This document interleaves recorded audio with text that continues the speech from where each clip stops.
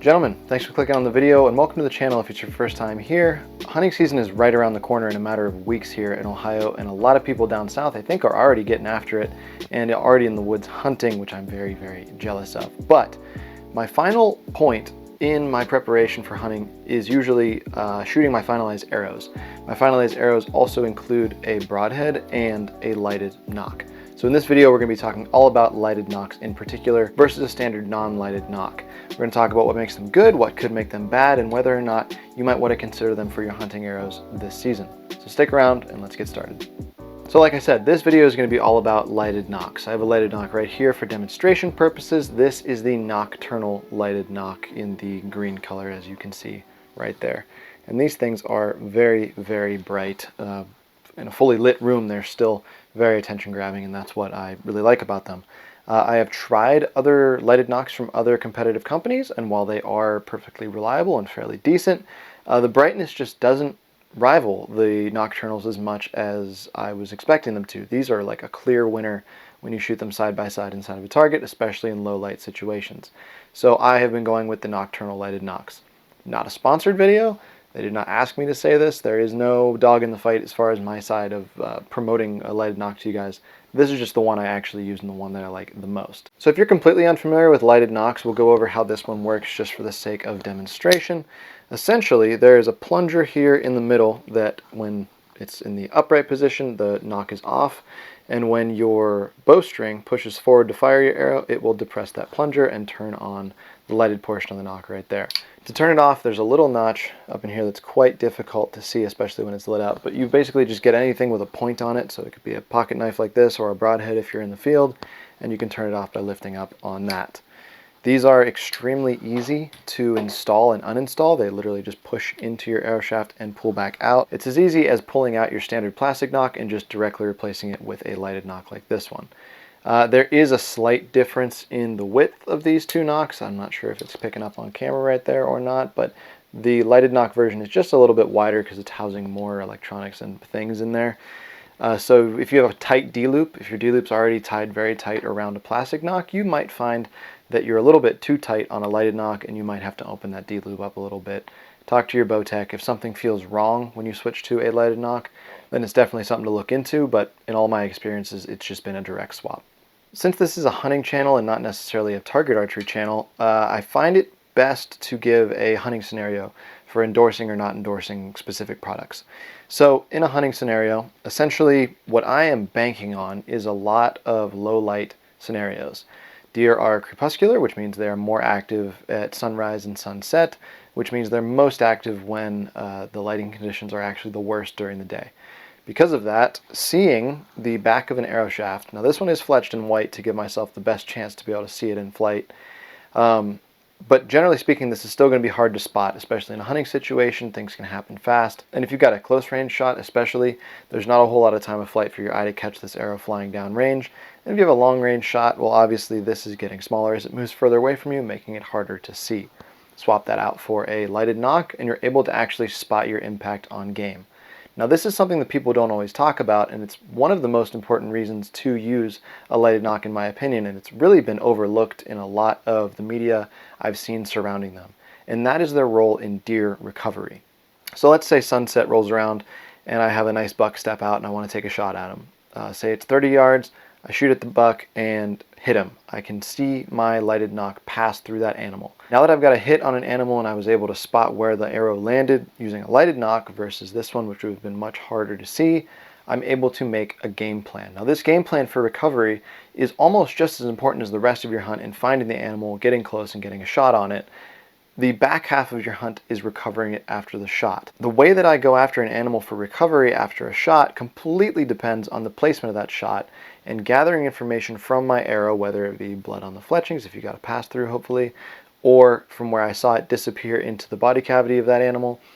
It allows me to make a better plan for tracking that animal. Now, for example, just as an anecdotal story for you guys, this deer you see right behind me actually was shot with pretty much this exact arrow setup with a Magnus Black Hornet on the front. Full pass through, but I noticed that my shot was a little bit further back than I wanted. It took a little step forward as I was firing, the shot broke, and I hit him lethally, obviously, he's on the table, but it wasn't a perfect shot, right? Which makes me think, you know, I hit the back of the lungs, I might have nicked the liver. And while that is definitely lethal, it is lethal in a different way than a double lung or a double lung heart or a heart shot. By being able to spot this impact, I was able to decide, hey, I'm going to come back for this animal in the morning. It was going to be cold that night. He wasn't going to spoil. Everything would be fine.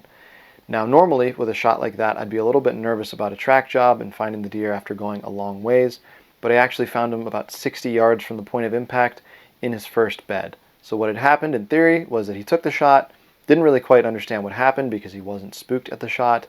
He just kind of like moved away and took a couple of bounds and started looking around. He bedded down very close by in some thick cover. He found the closest thick cover he could find, bedded down, and just never woke up.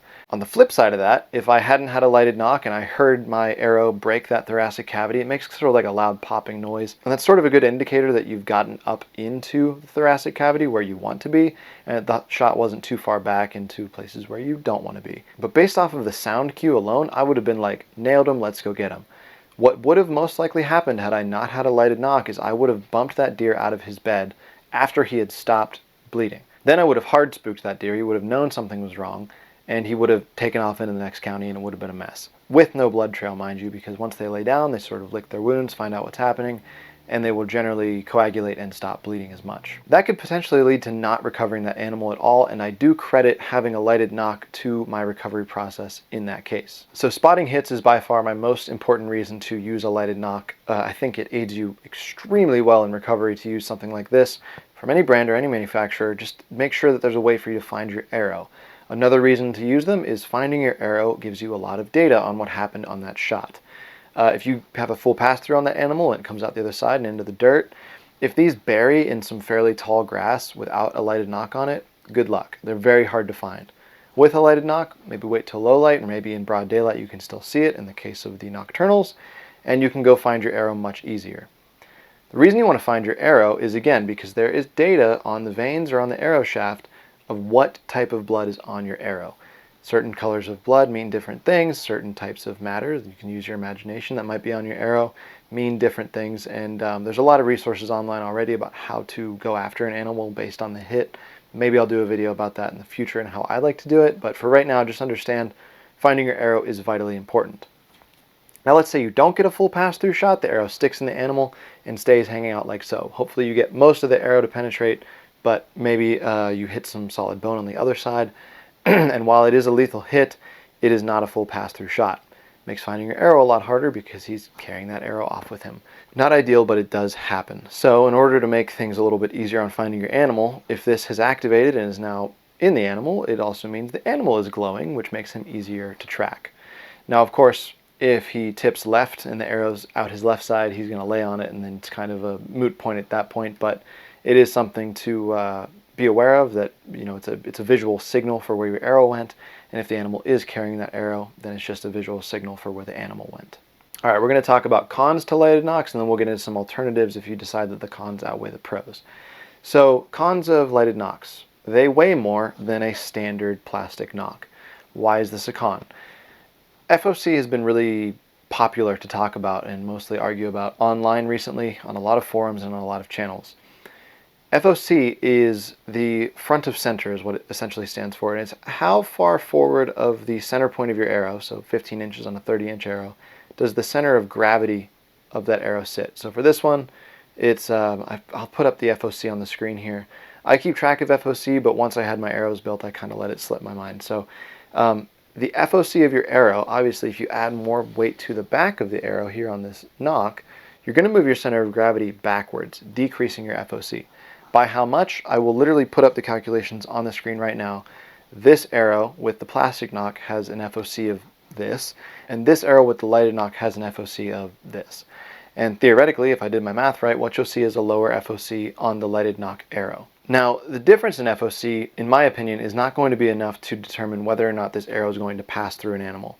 I think that arrow mass and the durability and sharpness of your broadhead, as well as shot placement, have a lot to do with full pass-throughs in conjunction with FOC, because it does matter, but there are a lot of variables that go into arrow penetration that don't include FOC, and I think that a small dip in FOC can kind of get ate up by a good broadhead on the front, good cut-on contact design, and correct shot placement.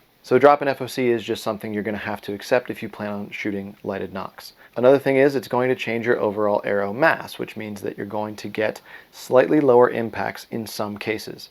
My bow right now, the Torex XT right behind me, I've got a full review up on the channel. It's in the cards if you're interested. It's a little outdated, but it still gets the point across. Some bows shoot lighted nocks well and some bows don't.